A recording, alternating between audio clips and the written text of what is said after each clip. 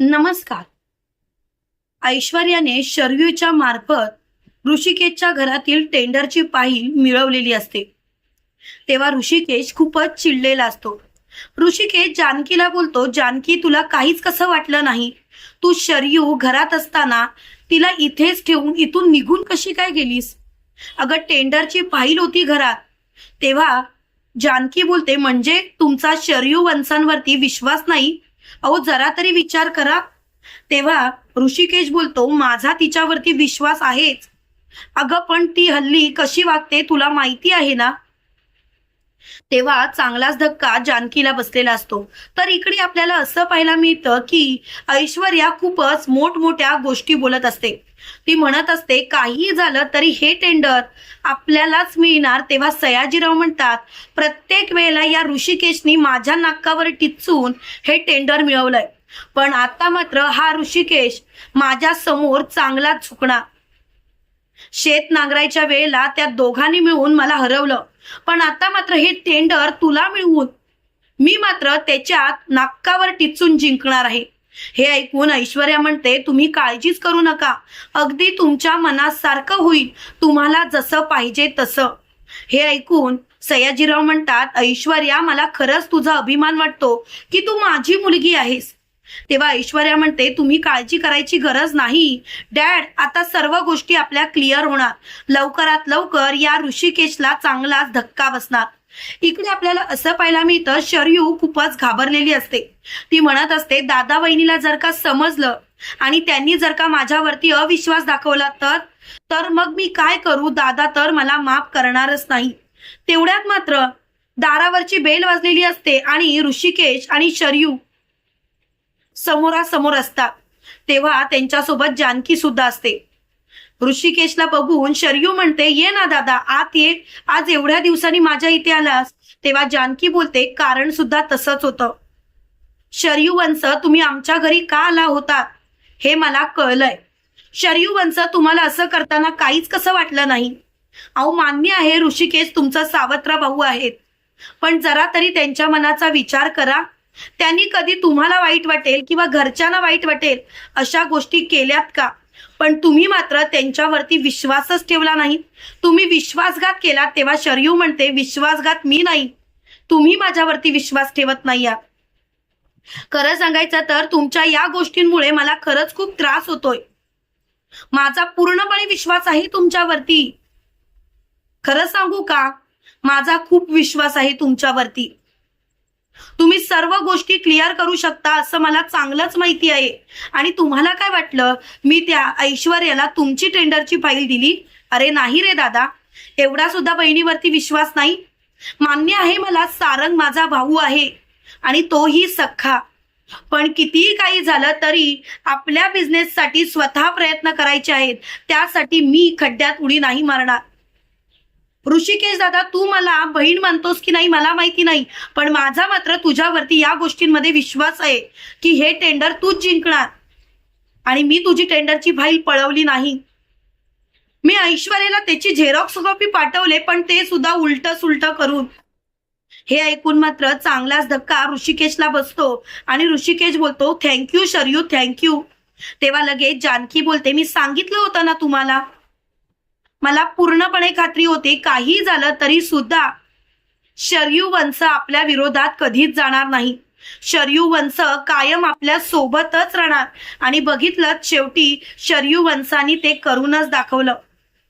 किती काही झालं ना तरी सुद्धा शर्यू वंश कायम आपल्या सोबतच आहेत.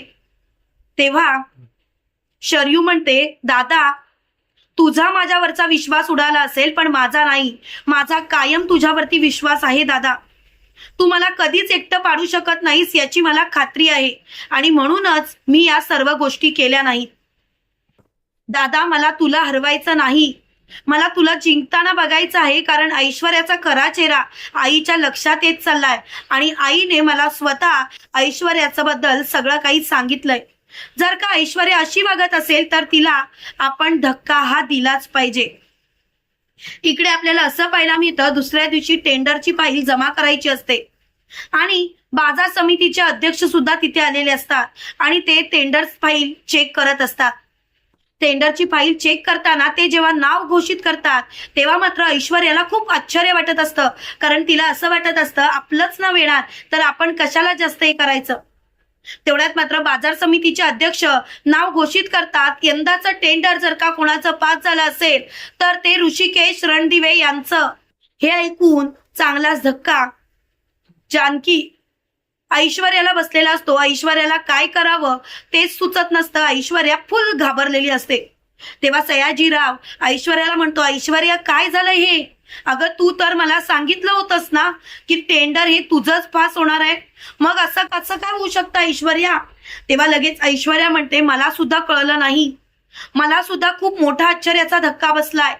हे कसं काय झालं मला खरंच खात्री पटत नाही आहे, पण काय करू हे मला सुद्धा कळत नाही. पण लवकरात लवकर सगळं सत्य सर्वांच्या समोर येईल. तेव्हा लगेच ऋषिकेश आणि जानकी सयाजीरावच्या समोर जातात आणि सयाजीरावला म्हणतात, पाठून खंजीर खुपसायच्या ऐवजी समोर येऊन वार करण्याची हिंमत सयाजीराव विखे पाटील ठेवा आणि तुमच्या मुलीलाही शिकवा, कारण तुमच्या मुलीकडे तेवढी अक्कल नाही.